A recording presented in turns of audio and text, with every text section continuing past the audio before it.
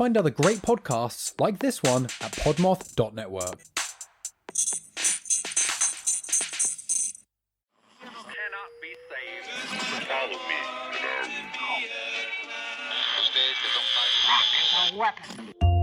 Welcome to The Ugly Radio on the Podmoth Network, a lo-fi sci-fi audio theater anthology series made for late nights and strong drinks.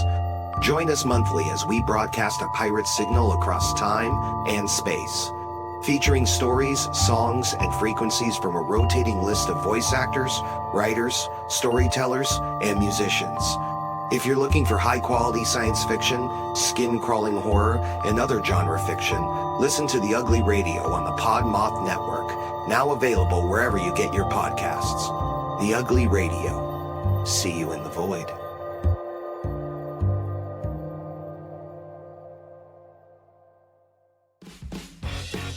Immerse yourself in a unique reading experience this summer with Myths and Malt Productions, where captivating stories blend cryptozoology and craft beer. Discover some thrilling books that combine mysterious creatures and local brews. Each book features a beer checklist, selfie locations, curated music, and with every purchase comes with a 15% donation to a non-profit organization. So prepare yourself for a journey filled with wonder and excitement with such titles like The Chupacabra and the Bat Rastard, a cryptozoology craft beer adventure, and for all you New England folks, A Champ and a Bit of Sunshine, both being award-winning books. Get your copies today at mythsandmalts.com. And because you're listening to Cryptid Cocktail Party, I have a very strong feeling that A, you love a cold brewski in the hot summer sun, and B, you're super interested in cryptids.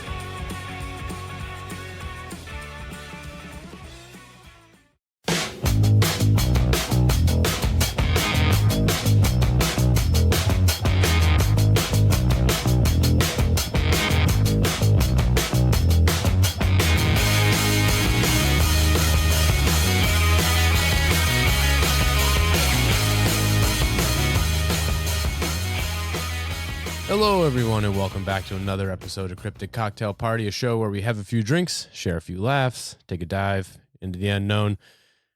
I'm your host, Dave. I forgot. I do that every single fucking you forget time. your intro. Dude, Every I don't know. time. I don't know how I do it. I don't, like, it should be ingrained into your brain. It's been almost like 20 episodes now, and I do it every single time. But anyways, the voice you are hearing is the wonderful mustachioed voice of Nick Einstman, who has been a guest on here several times. And probably going to be a more frequent voice on this podcast. So sorry, or you're welcome. I mean, it's a little self-indulgent, but I like the sound of our voices together. I was told that we have good chemistry by a guy at work, but he says that about every guest I have. So I don't know how genuine it is, but he's also like one of the most genuine dudes in the world. So I think he genuinely means it. He's a solid dude. I'm here for it. I know I have a few of random people that have like seen me post Cryptid Cocktail stories, or my story, my Instagram. Like, you and this guy Dave, like, you just rag on each other. Like, yeah, it's our friendship. That's how every friendship that I have is. It's just roasting each other. You're Dover Dave. You're like the Dover Demon, but less cryptidy. Although I have a question for you. I haven't been becoming more elusive though. You have been more elusive. I'll read texts because I work weird hours. I don't get out of work until 7. So if someone texts me like anytime between the hours of 10:30 and 7, I'll either respond or I'll read it, and then I'll forget that I even saw it until I go to text them the next time. So what I'm gonna start doing is I'm gonna just build like almost like a Batman light. Okay. And post it. Wait, a Batman light, not the bat signal. Yeah, just it's like a Batman light. A bat signal, but it's like a Dave Prescott light, and it's a beard and a Miller light. I'm gonna project it right on your house. So those are the two things that. I mean, yeah, I can lure you. I know that I'm like, yo, Dave, if I have a 30 of Miller at my house, come on over for fire and Miller. See, the thing is, it wouldn't have to be just Miller. It could literally be any beer. This is true. My question to you, okay. I've known you for a while, right? I'd say you're one of my best friends. A bit, yeah.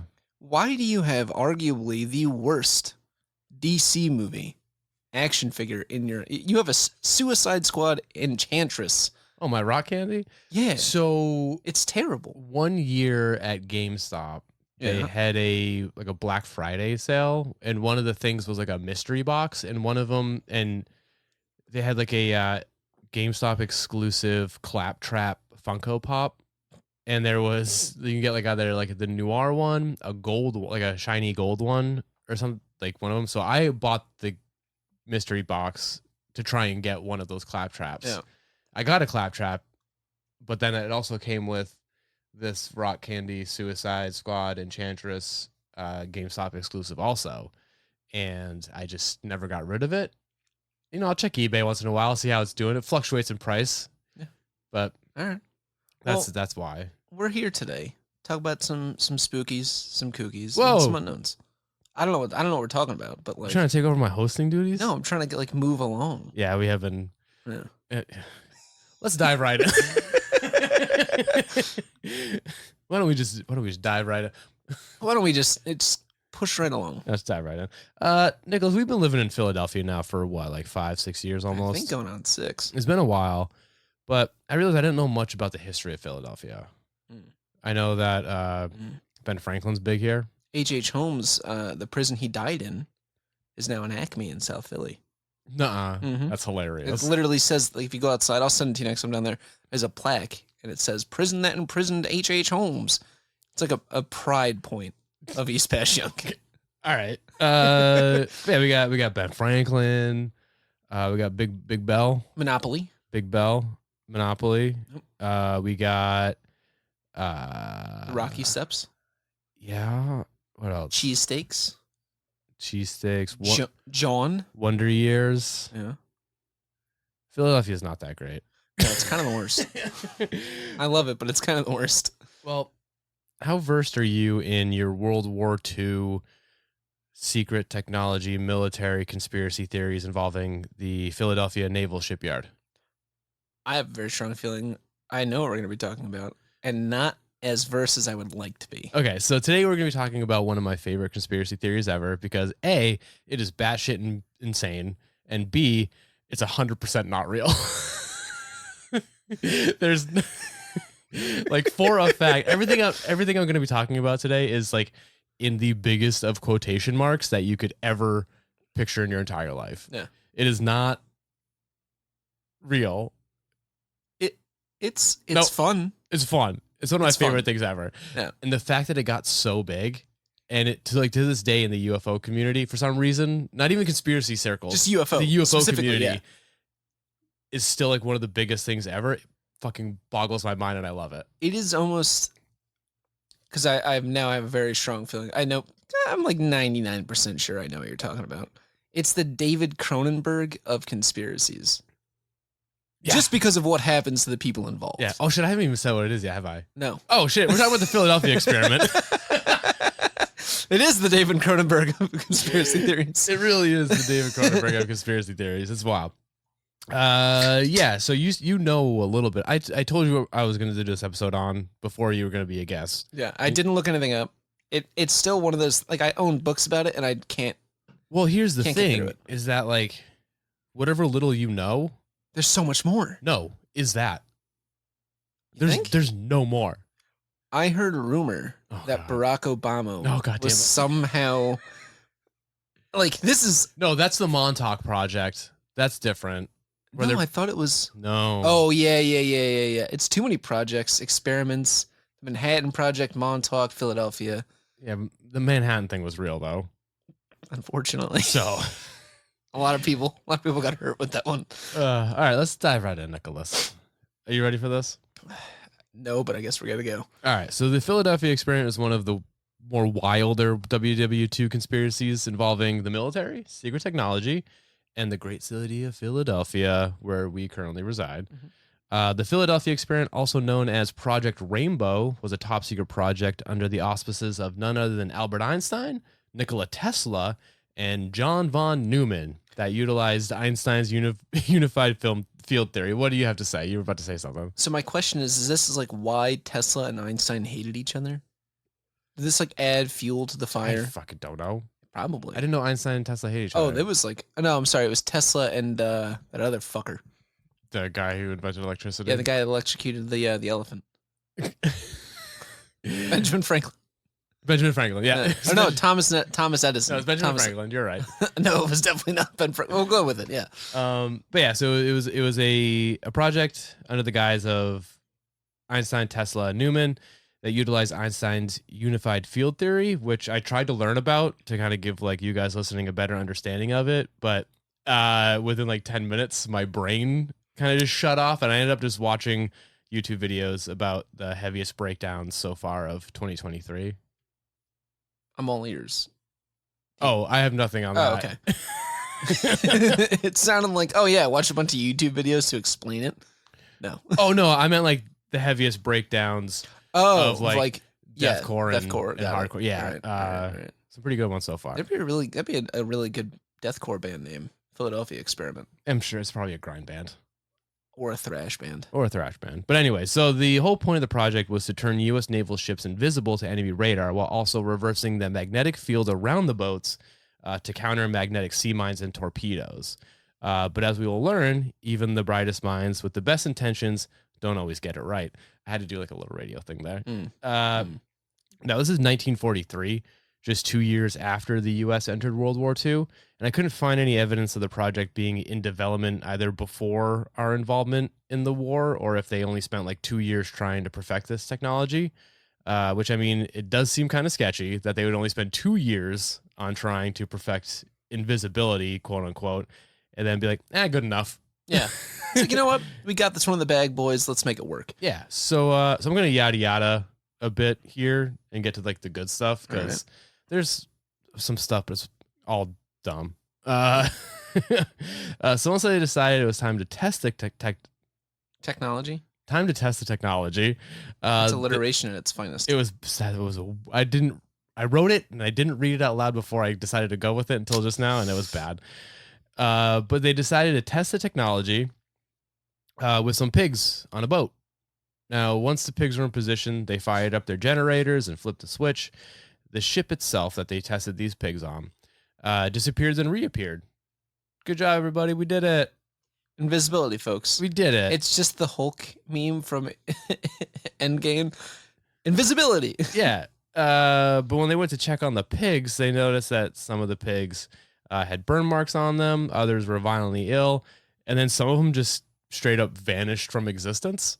Now, do you think that once they saw what happened to the pigs, they would go back to the drawing board and attempt to tweak it so, this type of stuff didn't happen? What year happen? is it? 1943, 1942? Yeah. No, they just fucking wing it. Surprisingly, they did. They tweaked it. They really? they fixed what they thought was wrong, and they attempted another test on a small skeleton crew of humans, and it seemed to go fine. Some sailors reported some slight nausea, but nothing major, like completely disappearing into the void of the universe, like with the pigs. Now, once they decided they had a good enough grasp on what they were doing, it was time to do a full scale test with real Navy ships, full crew of real human beings. Right. Yeah, because fuck it, we ball. Yeah, we ball. We ball. That's fuck it, we ride. You know what I mean? Yeah. So on great Philly mentality. Honestly, it really is. That is the most Philadelphia thing I think I've heard in quite some time. Like, it kind of worked. Let's just fucking send it. Like, you know what, guys? Like, this one, we botched it a little bit, but I think we can make this one roll. Oh, yeah. If that's not the Philly motto, I don't know what is. But, yeah, so on October 28th, my birthday, 1943, the USS Eldridge, which sounds a lot like Eldritch, which I mean is kind of good foreshadowing for very much so. Happen. But the USS Eldridge was docked at the Philadelphia Navy shipyard, where it was fitted with the latest in experimental radar and visibility technology, including large generators, big old Tesla coil things, some magnet shit, all the things that would be responsible for shifting the magnetic field around the boat. And again, I'm not like a scientist, so I have no idea how any of this work. No, yeah. Now, once the final piece was in place, the crew readied the ship, got to their stations, and gave the all clear to start the experiment. Now, witnesses on nearby ships, mind you, this is a top secret project, and they're just doing this right out in the open. Yeah, right in the Navy Yard. We drive by it all the time. Yeah, with everyone watching. So the witnesses described a loud hum emanating from the ship's generators, followed by the hull of the ship being surrounded by a blue-green glow. And then in an instant, the ship simply disappeared, only to reappear just as quickly as it had vanished. but not before being seen materializing out of thin air nearly 200 miles away in Norfolk, Virginia at the Norfolk Navy Shipyard. Right. So, fucking weird. I wonder, did they choose Norfolk, Virginia to be like where it was going to go, or did they just kind of roll the dice? I don't think they were trying to teleport it. I think they were just trying to make it invisible, and they accidentally stumbled upon teleportation. So that means that they could have done this, and it could have ended up like in like Nazi Germany or the middle of a fucking city, just or like on the moon, anywhere. It could have anywhere. But yeah, Anywhere. but I mean, success, right? I mean, they did 1.5 thumbs way up. It technically became invisible, but yeah, it even teleported. So that's kind of cool. They just accidentally invented teleportation. So my thing is there, right? Is like, all right, you got a crazy outcome. Why not explore teleportation as well after this? I think it's because this didn't happen. Are you sure about that? You sure about that? But anyways, I don't know. You would think that would be bigger than invisibility. Yeah. Like the ability to just, especially at that time, so useful. Yeah. So useful. Even now, so useful. At any point in time, I feel like teleportation is useful. Oh, it doesn't, but yeah, during wartime, I feel like even more so. Yeah. Yeah. Now imagine being able to teleport and stay invisible. Game changer. You're the most deadly man on the planet. You're the most deadly man within 10 feet. Deadliest man within 10 feet. Absolutely. But yeah, I mean, it did become invisible. It teleported. So yes and no on the success. While they did successfully make the ship invisible, there were some unforeseen consequences. I think they were pretty visible. Now, according to quote unquote classified military documents, and again, all those words are in the biggest and most aggressive air quotes I can make. Yeah. The crew very bold. The crew members suffered a range of injuries. Some minor like nausea, disorientation, all the way up to like 3rd-degree burns and mysterious illnesses. And some completely losing their minds and diving deep into insanity. As one would. Yeah, like but even the most serious of those injuries doesn't even compare to the worst of it. Just like the pigs, some crew members just vanished, never to be seen again. But the most fucked up part about the whole thing is that some crew members were said to be completely fused to the ship. Some still alive in an extreme amount of agony and torture. I assume this was like the side effect of the crew and ship not dematerializing and then rematerializing at the same time, falling through the walls and floors and then being trapped. It reminds me of that scene in Jumanji with Robin Williams when the floor becomes quicksand. I was going to say that or the Cloverfield paradox. I didn't watch that one. Oh, it's so good. Because I know that movie wasn't written as a Cloverfield movie. They had to rewrite it, and then they'd release it as a Cloverfield movie. It's still pretty good. I don't know. Cloverfield's one of my favorite movies. Same. So I don't trust it. But anyways, some were even said to have rematerialized completely inside out. That's fucking terrible. I don't like that one at all. They're basically being brought back as nothing more than like a pile of flesh and bone. Just goo. Just goop. Just goop. Yeah, it's a nightmare. Now, some of the healthy sailors who managed to not be liquefied, it said that some years later they experienced some side effects like, completely disappearing, then reappearing, or never returning once they disappear. Others would freeze in place for hours, and some develop schizophrenia. Just side effects. Imagine being like one of the kids of the guys who just like completely disappeared. Oh, so it's like my dad actually went to get cigarettes, but like he literally disappeared while buying cigarettes. One of the stories was that a man who was on this boat was eating dinner with his family. He got up, walked through a wall, and then was never seen again. That was intentional. That was like, this man had the ability to do this the entire time, right? Like knew that he could do it. Just didn't say anything. Yeah, and he was tired of his wife. It's not, at this point, it's like probably 1948, 1950, the age of the nuclear family. True. And he had like 2 twins. They were getting underneath his skin. His wife was like asking for a new like Chevrolet Corvair. And he's like, you know what? You think his wife was asking for that? It's 1950s. She's probably asking for like a fridge that was electric. I mean, that too. And this guy was like, you know what? I'm out. And he walked back to Norfolk, Virginia, never to be seen again. We know him as Ron DeSantis's father. Oh, Yeah, is that what that is how that happened. But I mean, that's pretty fucked up, right? I would agree. Pretty wild if it's Pretty true, bizarre. right? Crazy if true, like the song. I just had to look up the reference that I was looking for. Crazy if true by our friends, Cool Parents. Yes. Well, the story is pretty rad. It's pretty sweet. Pretty rad. And definitely should be made into a better movie than the one that was made in 1984. There was a movie? Yeah, 1984. Oh, man, we got to watch that later. No, we don't. Is it that bad? Yeah, it's bad. On a scale of 1 to Super Mario Brothers with John Leguizamo. Huh? The guy that played the clown in... John Leguizamo? There we go. And he's not the clown. He's the violator. He's still a clown. How bad is Philadelphia Experiment? It's not good. I'd watch it. We'll watch it. I love bad movies. Imagine like the Langoliers, but like worse. Oh, no. Worse. Really? Yeah, it's not good. My like question, right? So, and I've thought about this multiple times every time I hear about this conspiracy, swish, swish, quote, quote, air quotes. So the guys that were fused into metal, right? Like imagine you're hanging out, your buddy and you are like smoking cigarettes. Out of nowhere, your ship gets, you don't think this is going to work. They're like teleportation, that's crazy, right? Well, they didn't think, so the initial goal is to make it invisible to radar. Okay, so yeah. Not to make the whole Like, boat fucking invisible and teleport. Imagine being that guy. Like one of those two guys, pick whichever guy you want to be, right? Like invisibility, that's crazy. That's stuff for sci-fi. You're smoking a cigarette and out of nowhere, you just like, all you can see is the smoke, nothing else for 30 seconds. How fucking terrifying that is.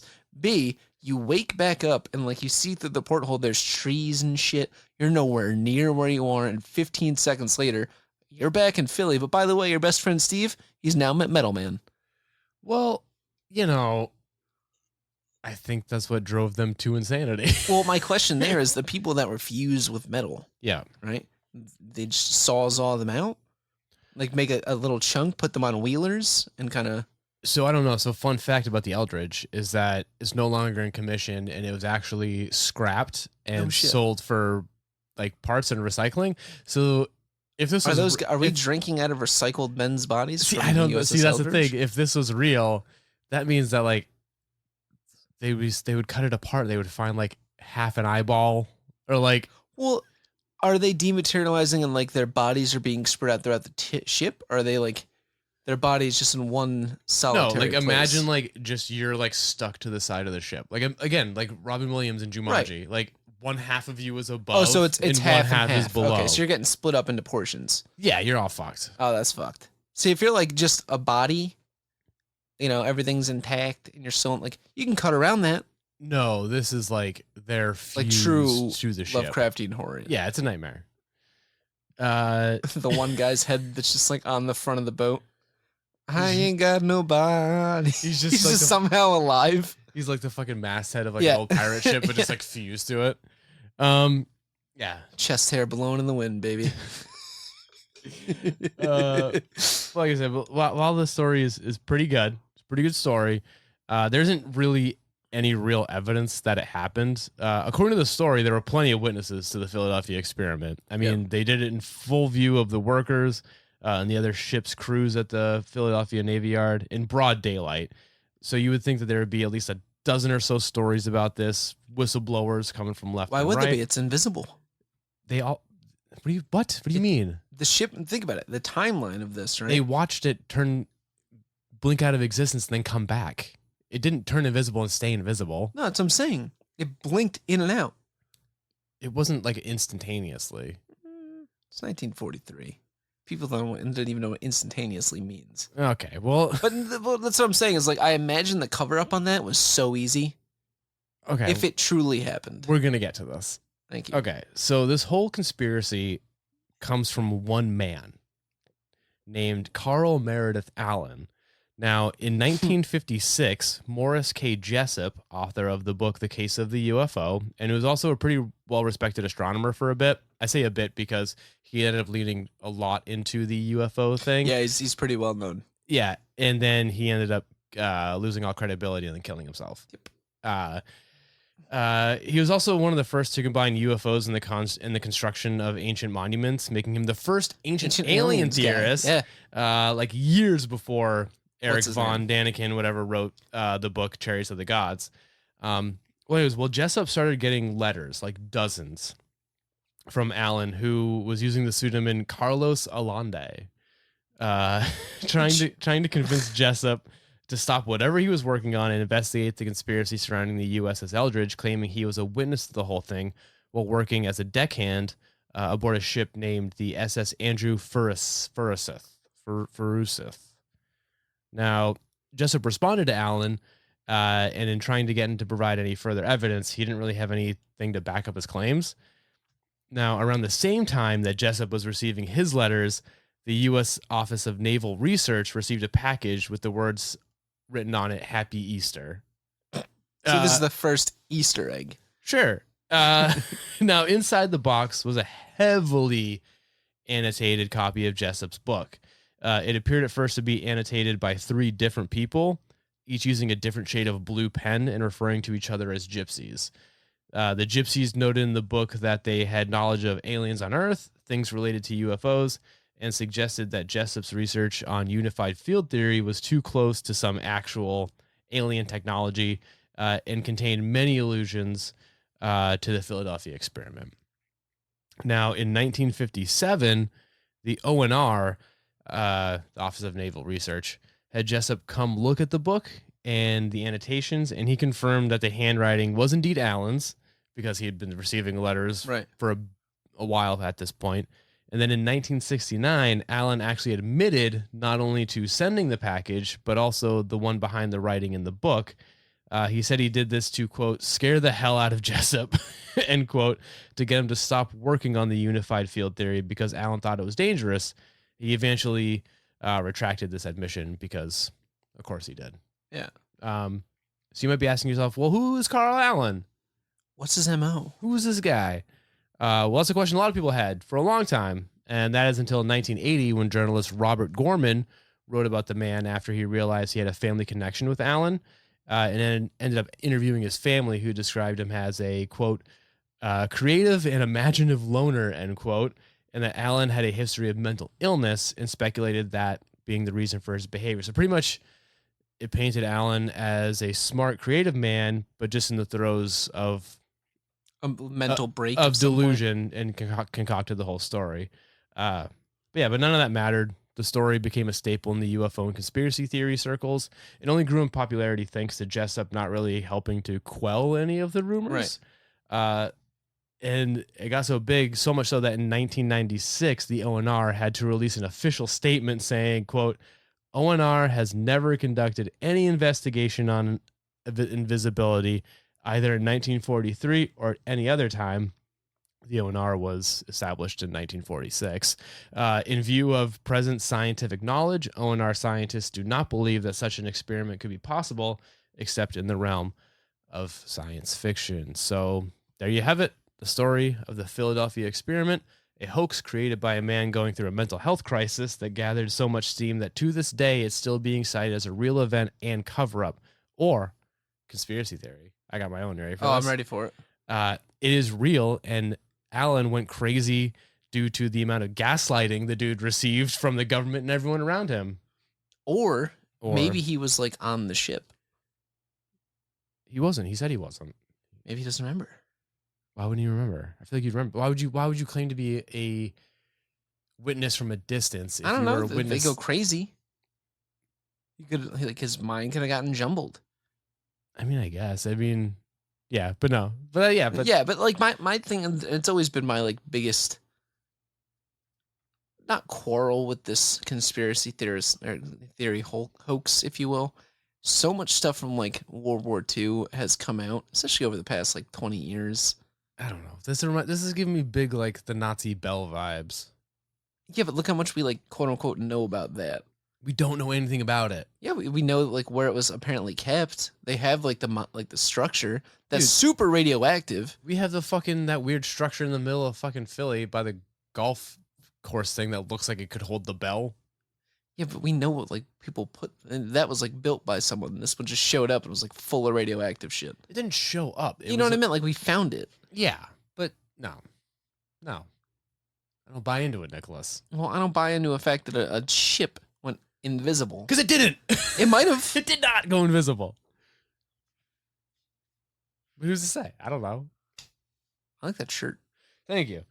But yeah, so what do you think of the Philadelphia experiment? You know where I stand, and I say it's a bunch of malarkey. I think that, you know, especially that point of World War II, there was such a race to get, you know, the next step of warfare, right? I mean, look at, you know, the atomic race, the jet race, you know, the race to the moon. Like everyone was trying to one up each other. Do I think that, you know, it was proposed? Absolutely. But do you think we actually were able to get in 1943? No, not in the slightest bit. I think now we were able to get something closer. I'm sure if like someone was like, "Oh, we can do this through like mirroring or whatever," like it might be. Yeah. You know, it's not out of the realm of possibility. I mean, we have stealth now. We have we have that. Like we literally have the stealth bombers that don't come up on radar. So I think that, you know, we have been working on this tech for years. Yeah, but I don't think we put a bunch of fucking Tesla coils and magnets on a boat and it fucking teleported to Virginia. No, I don't think it teleported. Maybe it like, you know, maybe got a little, you know, a blur to it. It just blurred for a second, and everyone came back and they had a super bad headache. It just looked like every single Bigfoot photo yeah, ever. Exactly. Yeah. But yeah, no, that's the story. I mean, it's a cool story. It's a great story, and there's a lot of good movie if they could do it right. Again, don't watch the movie The Philadelphia Experiment. It later. I know you're gonna watch it later. It's a bad movie. Like my thing was, you know, especially with all the World War II conspiracy, especially World War II tech conspiracy theories, right? There's so much stuff, you know. It's great to just like ponder. Like the Nazis, quote unquote, had UFOs and working on UFO techs, like the V2 rockets and all that stuff, which is terrifying to think about because it would have gotten into the completely wrong hands. Yeah. But it's cool that like... It's cool to think about. Yeah. But I don't buy any of it. I buy the rockets. Because obviously we took a lot of their scientists and brought them over and, you know, we made our rockets and we had a field day. Yeah. Werner von Braun or whatever his name was over here trying to make everyone forget that he was a Nazi. Oh, I got us to the moon, yeah? Yeah, thanks, bud. Thanks, Von Braun. He also did a bunch of horrible things. Fucked up shit. Horrible things. Yeah, it's a cool concept. I don't know if I buy it. I definitely think that they were working on some form of radar, but... Yeah, I mean, I get that they were trying to like reverse the magnetism of a boat so that sea mines and stuff like that, but I don't... It also like doesn't make sense location-wise for like... I'm gonna go on a fucking tangent here. Don't go too long because I have to pee. No. Like Rendlesham Forest is where radar was created, right? Sure. So like yeah. So Rendlesham Forest is I'm like 90% positive it's like where, because that's where why the Rendlesham Forest incident happened, because there was all this like high tech stuff there. Yeah. Right. So why take out of Philadelphia, out of all the places, right? We're gonna go to a place that has no background in radar. Yeah. On the Schuylkill River, or technically the Delaware River. Yeah. And we're gonna try and do radar here. None of that tech is here. They just put it on the boat here. Don't care. They didn't develop it here. Doesn't work. Don't work. Go where the birthplaces. Okay. Well, no, that would make sense because Rendlesham Forest is in Britain. Why would the Americans? There's an American base there. Yeah, but Rendlesham Forest wasn't an American base. No, on the one side you had the British base, and the other side you had the American base. There's a lot of crossover there. I know. I have the book. It's a good book. I haven't read it. Nick Pope. I fucking hate Nick Pope. I love Nick Pope. I just hate Nick Pope for president 2025. Fuck Nick Pope. All right. Thanks so much for listening, everyone. Thank you for Nicholas for being here for this. Let's see. Please follow us on Instagram at Cryptid Cocktail, and then follow me on TikTok at Cryptid Cocktail Party. If you want to support the show, there's a link in the episode description. And also, let us know what you think of this. I know some people believe in it wholeheartedly. Dave is very, visibly upset by this conspiracy. I'm not. I just have to pee so bad. He's got steam coming out of his ears. It's holding bad. my pee hole shut so I don't Please piss my don't pants. hold your dick in front of me. I'm sorry. I got to pee. All right. Thanks so much for listening. Nick, do you got anything you want to plug? Nope. Go pee, Dave. Goodbye.